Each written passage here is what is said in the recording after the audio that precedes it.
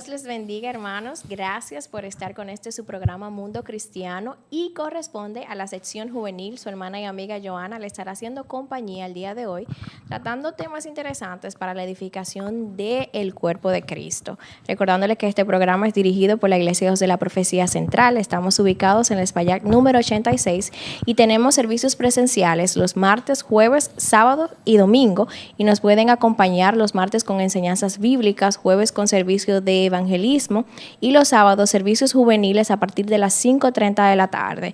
Los domingos a partir de las 8 de la mañana con nuestra escuela bíblica, seguido de nuestro servicio de acción de gracia. Usted que nos ve puede participar con nosotros y ser parte. Si no conoce del Señor, es más que bienvenido para que pueda escuchar la palabra del Señor y pueda convencer su espíritu para que venga a formar parte del cuerpo de Cristo. Y no estoy sola el día de hoy, estoy en compañía de nuestro querido hermano Arturo Peguero, que vamos a estar tratando el tema acerca de la historia de la traducción de la Biblia, pero antes, salude.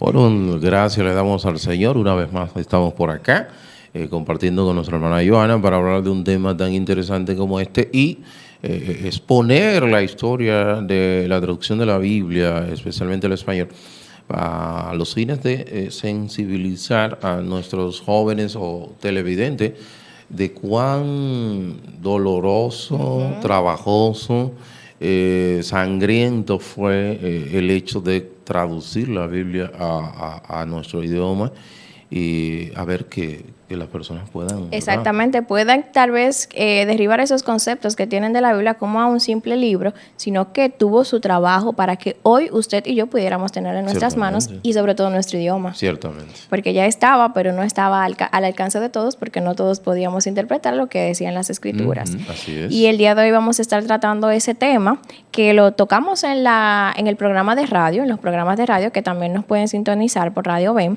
Tratamos este tema y el día de hoy también queremos abordarlo para concientizar a nuestros hermanos en la fe y para que vean la importancia que tienen las Escrituras en nuestras vidas y lo que ha conllevado que tengamos hoy este santo libro en nuestras manos.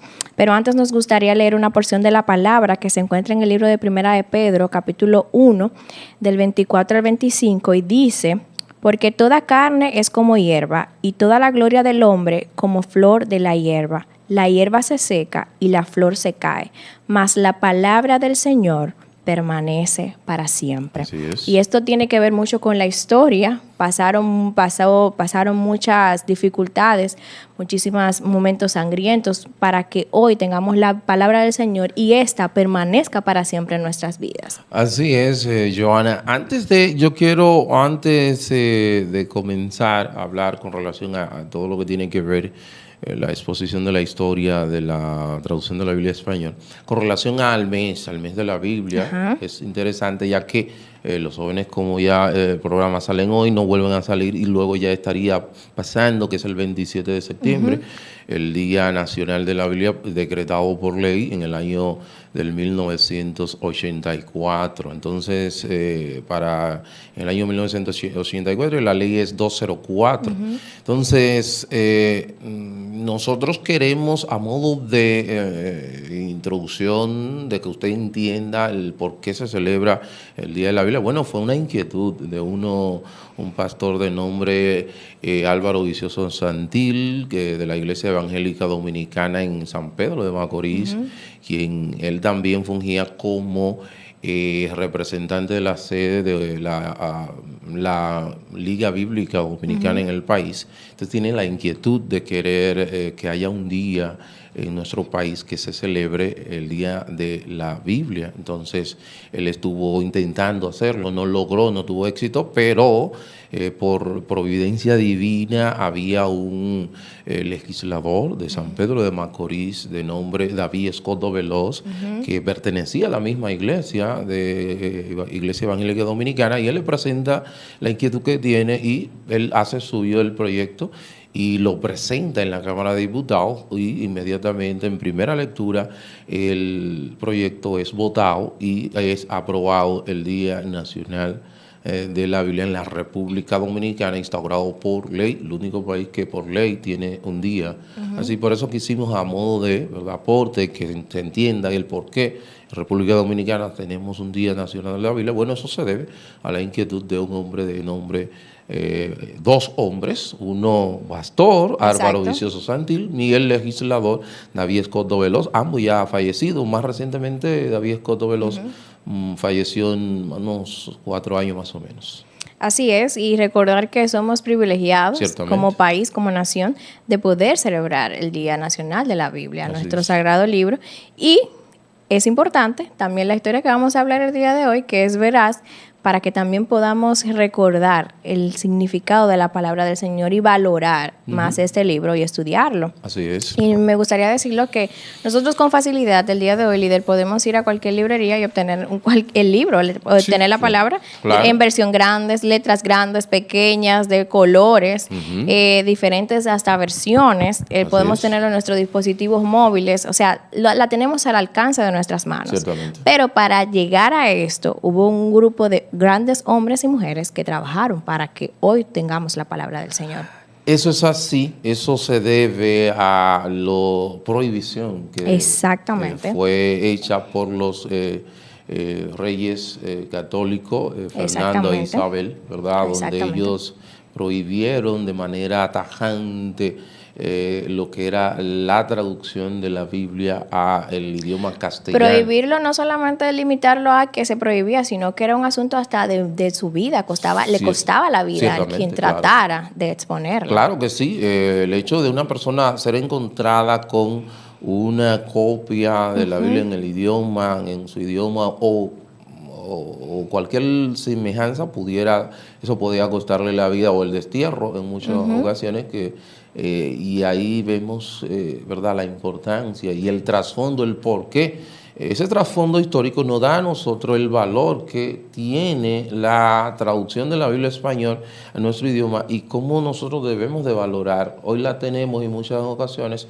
y posiblemente muchas personas ni siquiera la leen, llena de polvo y demás. Sin embargo, eso costó muchos sacrificios, sangre a personas para que hoy día nosotros tuviéramos este gran privilegio, este medio de gracia que es la palabra de Dios. De hecho, hay que poner importancia en este trabajo y este esfuerzo que hicieron estas personas por ello, pero también ver el valor de las Escrituras y qué trabajo hacen nuestras vidas. Ciertamente. Cómo nos confronta, cómo nos ayuda a vivir una vida que le agrada al Señor, pero teniendo en cuenta de que por ese trabajo, ese esfuerzo que le costó a esos hombres de traducir la palabra de Dios, hoy podemos tener esa verdad en nuestra mano. Claro que sí, y fíjate, Johanna, que o la verdad en nuestras manos. Exactamente, artículo definido. Fíjate que en el año 1934, un escritor para la época, con un libro que él elabora, mira lo que él dice con relación a los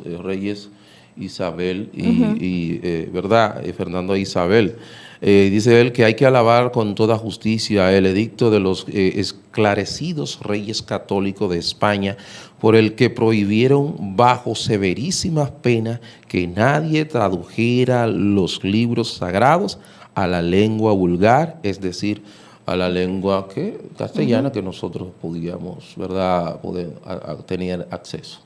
De hecho, es importante y me gustaría mencionar también que hablamos de una revolución de que obtuvimos la palabra del Señor, pero esto causó revoluciones en cuanto a la lengua, como el Renacimiento. Ciertamente. O sea, no solamente fue un asunto de que tenemos la palabra del Señor en nuestro idioma, sino que surgieron muchísimos movimientos que esclarecieron para que las personas tuvieran el conocimiento de las Escrituras en su idioma. Claro, claro que sí. Y fíjate que en una ocasión también cuenta la historia que antes de subir al trono la reina Isabel, ella había prometido inclusive que ella iba a hacer lo imposible por erradicar toda herejía para la gloria de Dios y para la honra de Dios y la gloria de la Iglesia de Roma. Fíjate que como una mujer había abrazado una idea errada y en base a esa idea errada que había abrazado, entonces Fíjate cómo ella actúa. Y de hecho, por la persona no tener la traducción de la palabra, se dejaba guiar por lo que ella establecía. Porque si vemos los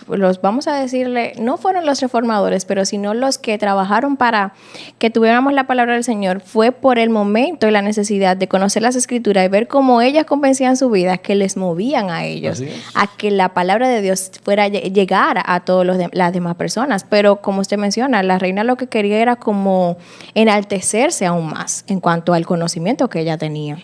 Y fíjate también, eso, cuando tú abras una idea errada, una mentira, ¿a dónde vamos? Y que tú entiendes que es verdad. Exactamente. Entonces, y te alimentas de eso. Entonces tú trabajas en función de eso. Nosotros hablábamos en días pasados los obreros del mal. Un obrero del mal es una persona que ha abrazado una mentira y que entiende que es verdad, y en base a eso que él ha abrazado, porque la misma palabra dice, como piensa dentro de ti, así tú eres. Entonces, ¿qué tú crees que vas a hacer? Tú vas a hacer lo imposible por lograr hacer la voluntad de Dios, lo que Pablo hacía. Pablo entendía que estaba haciendo la voluntad de Dios. Inclusive él pidió cartas a los, ¿verdad?, a los principales para ir a Damasco, para sacar. Dice que él sacaba de las casas a hombres y mujeres y lo arrastraba y lo llevaba hasta las cárceles. O sea, él había abrazado una mentira y él entendía que es verdad. Y cuando se encuentra con la palabra viva, que es el mismo Jesús, ¿qué dice él? ¿Qué quiere que haga, Señor? Y ahí vemos el cambio inmediatamente en Pablo. Exactamente. Podríamos hacer mención, querido líder, en cuanto a estas personas que trabajaron directamente en la traducción de la palabra. Fíjate, porque porque ahí tenemos la traducción más, vamos a decir, la mejor de todas, pudiéramos decir, una de ellas. Exacto, porque vamos hay a decir, en el idioma, vamos a decir, idioma literal, o sea, que no hay un idioma dinámico, eso hay que hay traducciones dinámicas que traducen la idea del autor, el escritor. Mientras que las traducciones que son literales son traducciones que no son dinámicas, sino que traducen de manera literal del lenguaje verdad original al lenguaje español o castellano. Entonces, antes de esas traducciones de la Reina Valera, hubieron otras traducciones primarias que se estuvo haciendo intentos por querer traducir, no completa, pero por lo menos el Nuevo Testamento. Ese estaba escrito en el hebreo y se tradujo al griego, que ese tuvo un nombre que ustedes lo van a investigar. Tiene un nombre esa traducción o ese proceso de traducirlo totalmente al griego porque estaba en el hebreo y era necesario que se pudieran interpretar comparado con el Antiguo Testamento. Ok, tú sabes que ahí entra una persona en el año vamos a decir en el siglo XVI, 1516, un año antes de la Reforma, entra lo que es la traducción al griego de Erasmo de Rotterdam. Erasmo era un monje bien y él traduce, entonces, un año antes de la Reforma, y eso motiva a que muchas personas comiencen a estudiar la Biblia en el idioma original. Y ya ustedes saben que ya para el año 1517, entonces viene lo que es cuando Martín Lutero clava las 95 tesis en la puerta del castillo de la catedral en la ciudad de Wittenberg. Y ya ustedes conocen por la imprenta que ya para la imprenta para el 1454 ya estaba. O sea que la imprenta es un elemento o un instrumento que es usado para que la reforma explotara. Y que si lo vemos en cuanto a la historia, líder, es porque lleva como una cronología y todo se va conectando para que esto pueda surgir. Una cosa, la traducción de la palabra, presentar las 95 tesis, luego la traducción a los diferentes idiomas, o sea, todo se conecta porque era el propósito de Dios desde el inicio. Claro, porque tú sabes que Dios soberano y Él es el que orquesta todo. A veces nosotros entendemos que las cosas están porque salen así. No. Dios está orquestando todas las cosas y de manera bien puntual. Cuando tú vienes a ver, tú estás, pero ¿y cómo fue que se hizo? No, todo fue orquestado por el mismo Dios. Y eso lo vemos en las primeras traducciones que comenzaron a salir. Esas primeras traducciones que comienzan a salir, podemos ver la primera traducción, vamos a decir una de ellas. Tenemos por acá que fue más bien Nuevo Testamento, que es la de Juan de Valdés, que era un discípulo de Erasmo de Róterdam, que tuvo que huir de España alrededor del 1529 por situaciones que, bueno, fue denunciado a la Inquisición. La Inquisición era una corte especial que se dedicaba a juzgar los temas de herejía. Entonces, dicho sea de paso, en Latinoamérica teníamos una Inquisición. Si usted no lo sabía, por eso, dicho sea de paso, la reforma no llega a Latinoamérica porque España controlaba todos estos países de Latinoamérica. Y, de hecho, hasta nuestro país fue instrumento para que se quemaran copias de la traducción de la Escritura. 300 copias. Biblias originales de Cipriano de la Reina Valera. Las originales fueron 300. Quemadas en nuestra isla. Sí, aquí fueron quemadas. O sea, para que ustedes vean con el hermetismo, la fuerza que el imperio... Exactamente. El dominio que tenía el imperio. El dominio que tenía el Sacro Imperio Romano Germánico. Entonces, para que ustedes vean. Entonces, nosotros estamos hablando en base a esto y podemos mencionar ahí, querido líder, ¿cuándo fue que surge este movimiento? O sea, ¿en qué periodo? El movimiento la primera, hablamos de las primeras traducciones, que fue la de Juan de Valdés, que él es luego, ¿verdad? Él es denunciado, como dijéramos, a la Inquisición, tiene que salir, él es exiliado en Italia, en la corte de Nápoles.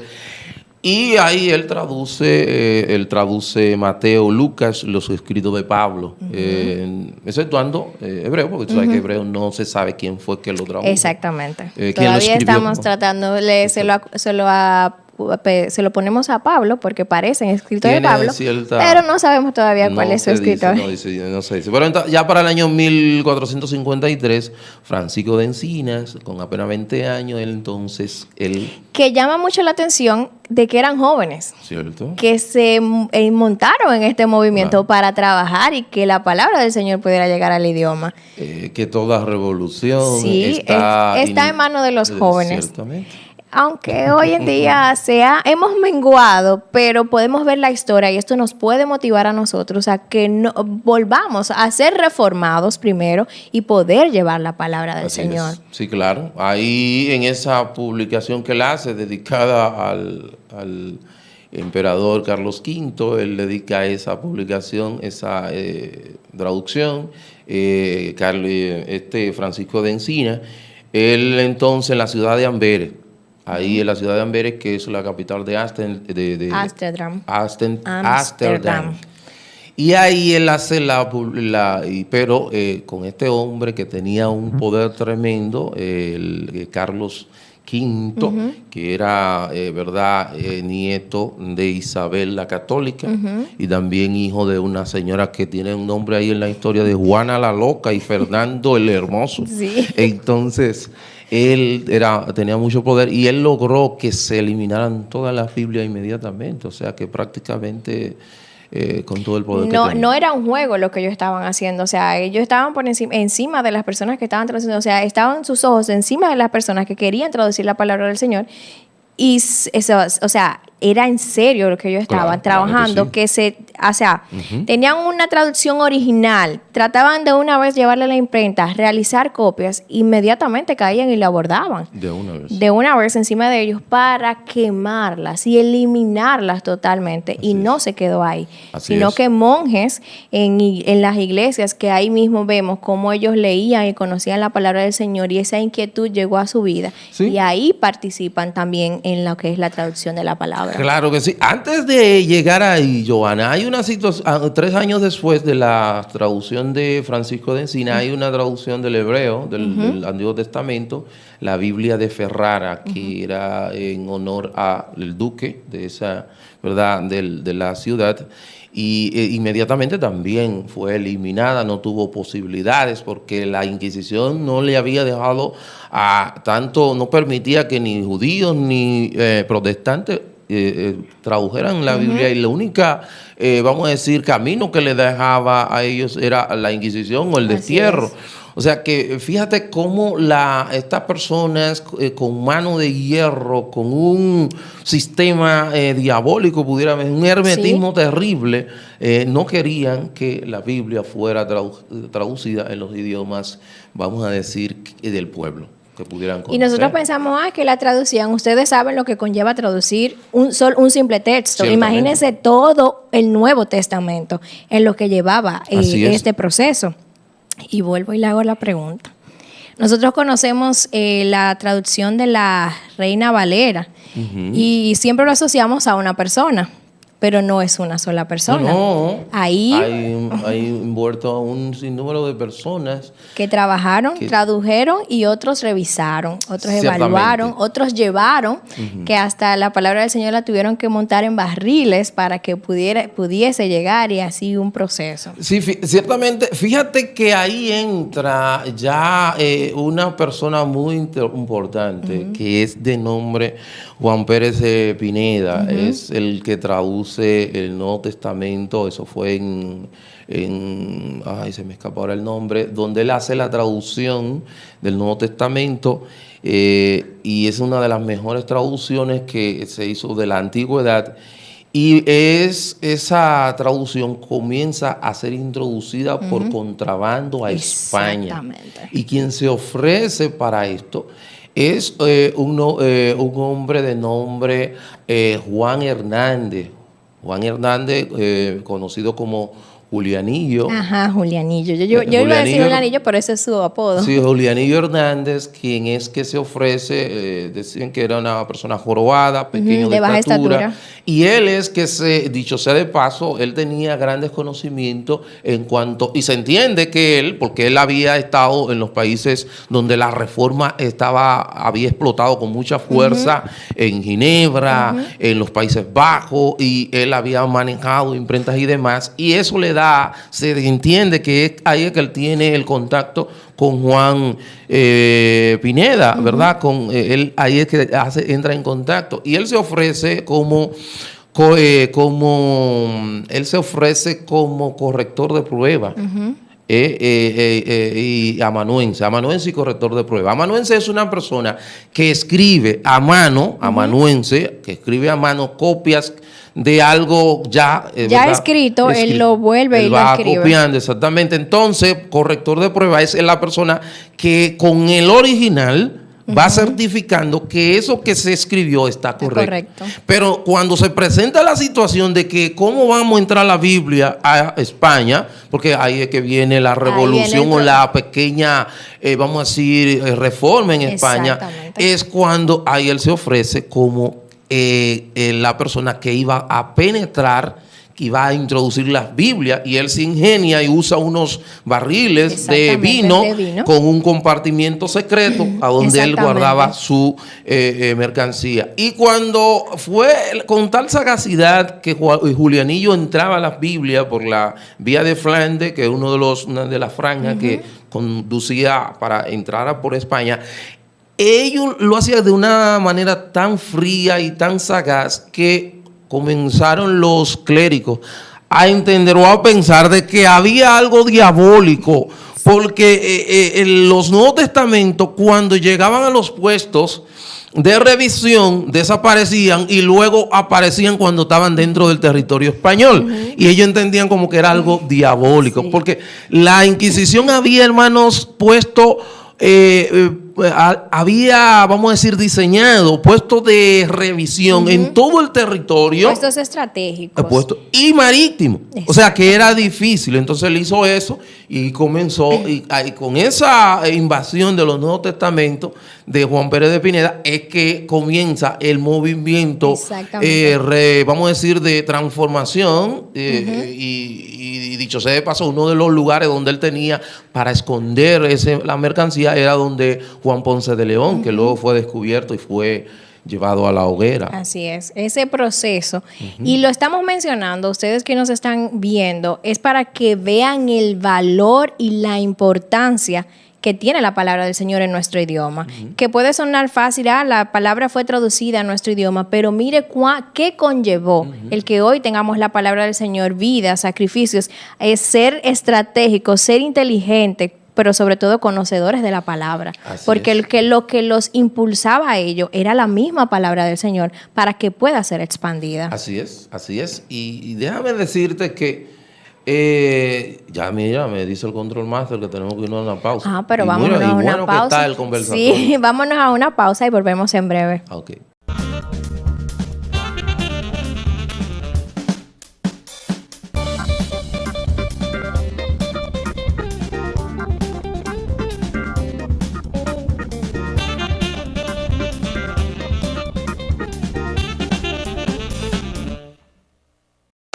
Ven a Disandra Salas y encuentra todo lo hermoso para la decoración de tu hogar.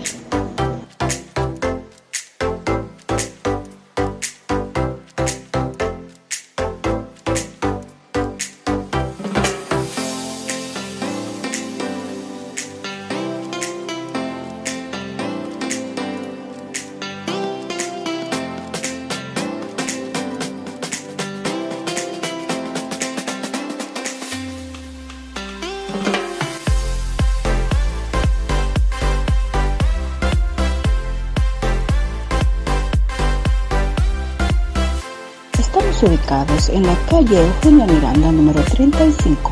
Nuestro contacto 8209-832-1544. Ven a Disandra Salas y encuentra todo lo hermoso para la decoración de tu hogar.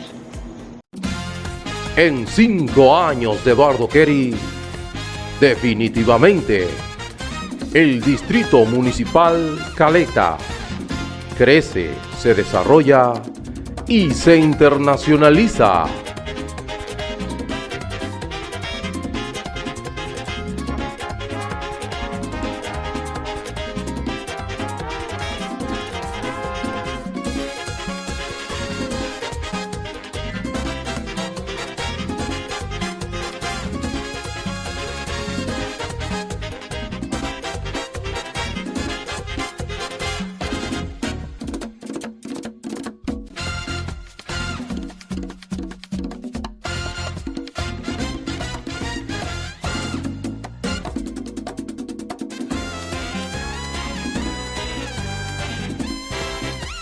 Distrito Municipal, cambiándole el rostro a Caleta.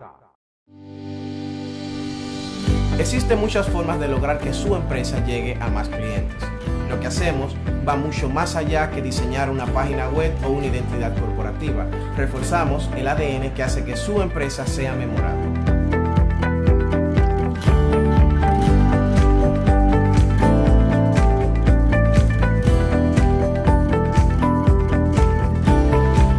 Nos sumergimos profundamente en las técnicas generales de diseño y posicionamiento para obtener resultados que logran influir en la toma de decisiones sobre un producto o servicio. Gracias a nuestro equipo de marketing, diseño y programación, ofrecemos servicios con creatividad, estética y funcionalidad siempre adaptado al presupuesto actual de nuestros clientes. Hoy es el día de hacer crecer tu negocio.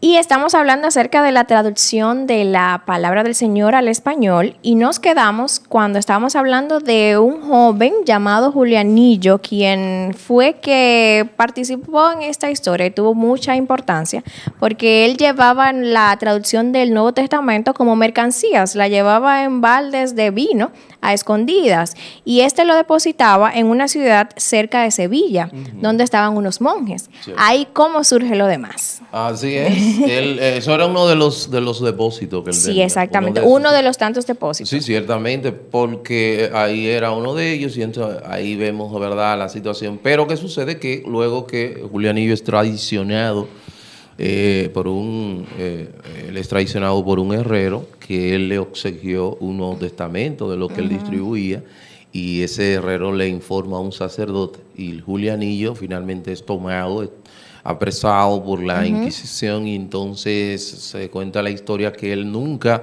negó su fe. Tampoco negó que él había sido la persona que había introducido los Nuevos Testamentos al territorio. Y él dice que fue torturado de manera sistemática durante 3 años.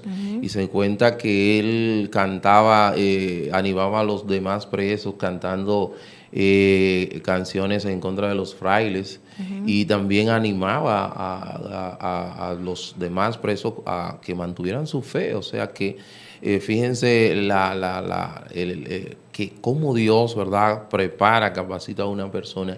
Y luego de los 3 años, entonces ya él es condenado a la hoguera.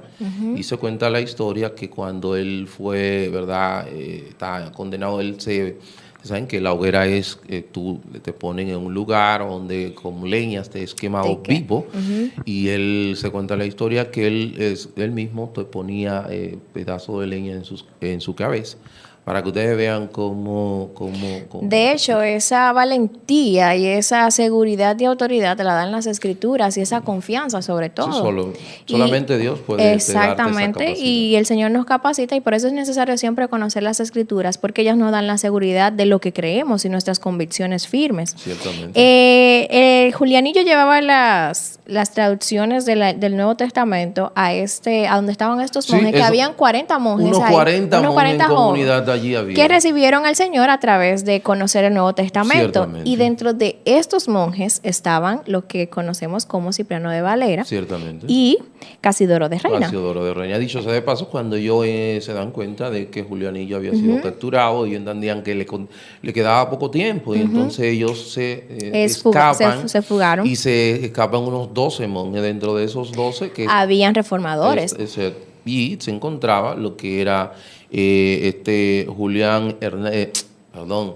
Cipriano de Valera y Casiodoro de Reina. Pero también hay vamos a decir, un reformador de la pequeña reforma de España, muy importante en la historia, y era, se me escapa ahora el nombre, apellido del Corro, que él también es uno de los de las personas importantes que sale junto con ellos.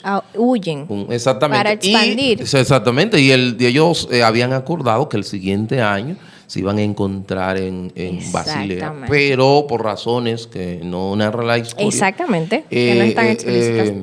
Este muchacho,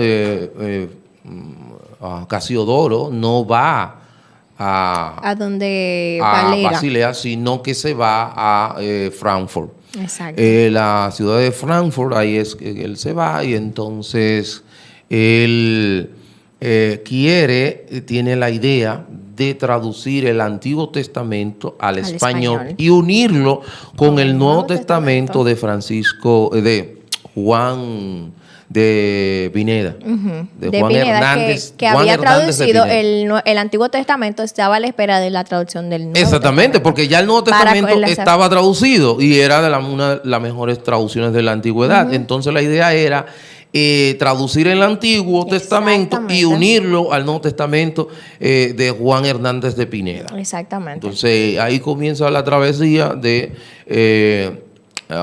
Cipriano de Valera con lo que es la traducción de la Biblia. Entonces podríamos hablar de estos personajes. Casidoro de Reina, ¿quién era o cómo surge y cuál es el trabajo que hace en la traducción de las Escrituras? Bueno, él hace el trabajo de verdad traducir los idiomas originales a lo que es al español. Él dura en eso unos 12 años, de un lugar a otro, porque dicho sea de paso, él llega me parece que en Italia, ahí él es nombrado pastor. pero ahí de ahí tiene que salir desterrado, luego tiene, o sea, fue de manera, fue la traducción de la Reina Valera, fue un asunto que él se mantuvo caminando en toda Europa, porque cuando no estaban, lo mandaban para otro, tenía que salir de ese lugar, porque ya la cabeza de él tenía precio, le habían puesto precio a su cabeza. Ya tenía precio, Así y ese era el trabajo que él estaba elaborando para la traducción de la palabra del Señor. Entonces, ¿cuál función juega Cipriano de Valera? Fíjate, Cipriano de Valera, él se había convertido en un excelente traductor, ¿verdad? Él se había convertido porque él había estudiado en la Universidad de Oxford y también en Cambridge. Al entonces él tener esa capacidad, entonces él comienza, porque antes de Cipriano de Valera, quería, cuando él iba a hacer la unión del Nuevo Testamento de Juan Hernández de Pineda y con su con la traducción del Antiguo Testamento, entonces los Nuevos Testamentos de Juan Hernández de Pineda fueron desaparecidos, quemados. Juan Hernández de Pineda ya había muerto, había dejado suficiente dinero para la publicación, pero no se pudo. Entonces él tiene ahora Cipriano de Valera que comenzar a traducir el Nuevo Testamento. Ahí entra la parte de que lo que se trabajó y se logró se tuvo que volver a iniciar por el proceso de que eliminaron y sacaron ya de circulación todos los Nuevo Testamento de este muchacho de Juan Hernández de Pineda. Y entonces ahí es que tiene que otra vez inmiscuirse en la traducción del Nuevo Testamento. Entonces ya este hombre, Cipriano de Valera, entra a la parte de la corrección. Exactamente. Y ya él hace unas 458 correcciones. Le hace a la Reina Valera, y ya para el año del 1602, entonces que ya 20 años, entonces podemos, dicho sea de paso, aquí que tú hablaste ahorita, que ellos querían regar toda la Biblia a nivel del continente, no más en España, porque España era muy difícil, oprimía demasiado, pero aquí dice unas 300 Biblias, la original Reina Valera, fueron quemadas, que se llamaba la Biblia del Cántaro, por dos personas que habían en su portada, echándole. Entonces fueron quemadas, o sea, para que ustedes vean y para que no entrara, porque ellos no querían que la palabra de Dios pueda entrar al mundo, a la América hispana, y bloquearon por todos lados. Entonces, ¿dónde entraría el proceso de la Biblia del oso, que conocemos como la Biblia del oso?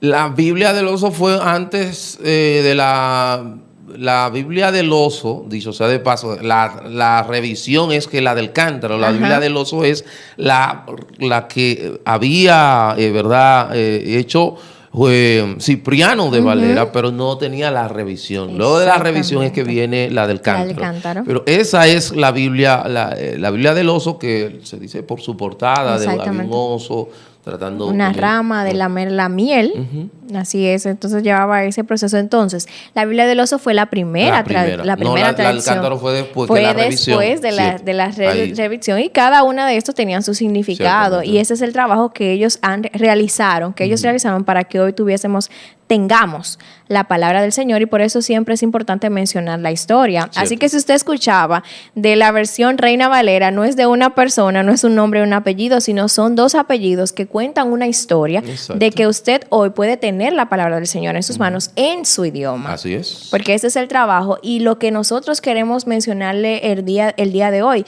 de que no es solamente tener la palabra del Señor, sino conocer la historia, que eso nos hace hasta más sagaces, más inteligente, el conocer la historia y el por qué.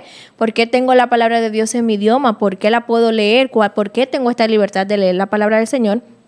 Y que esto no deja de fuera de que gracias a esas traducciones podemos contar con la reforma, y por eso podemos tener la palabra del Señor con más claridad, o no claridad, con más conocimiento en nuestras vidas. Así es, la reforma empujó las traducciones. Exactamente. Ejemplo, porque España, tú sabes, era muy hermética en ese sentido, empujó una reforma ahí en España, y para nuestros países no llegó la reforma por situaciones que conocemos, Pero hoy día, gracias al Señor, tenemos traducciones, otras traducciones que nosotros tenemos.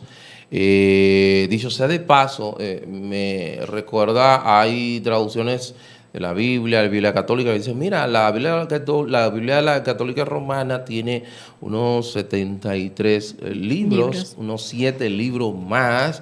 Y estuve leyendo en el periódico, me parece que el Hoy, que ellos decían que fue que la Reforma excluyó esos 7 libros. No, eso no fue así. No fue que la Reforma excluyó, todo lo contrario.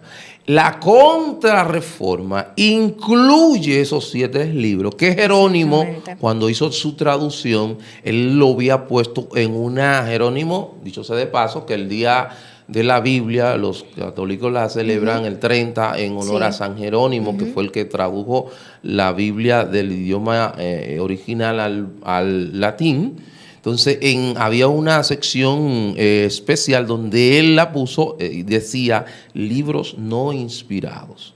Ahora, ¿qué sucede? En la Contrarreforma, en el Concilio de Trento, en el año 1546, ellos entonces oficializan esos libros. Recuerden que la autoridad de la iglesia estaba por encima de la autoridad de la palabra, que era una de los puntos que Martín Lutero debatía, que decía que no, la Biblia, la iglesia no es que juzga la Biblia, la Biblia que juzga la iglesia. Entonces ellos oficializan esos libros para contrarrestar todas las escritos y todo lo que había escrito Martín Lutero y todo lo que había hablado Martín Lutero, porque por medio de las escrituras, los 66 libros originales, ellos nunca pudieron. Entonces, para ellos poder lograr contrarrestar a Martín Lutero, y por eso se llama Contrarreforma, ellos oficializan esos 7 libros y por eso se llaman deuterocanónicos. Después del canon haber estado cerrado, fue abierto nuevamente.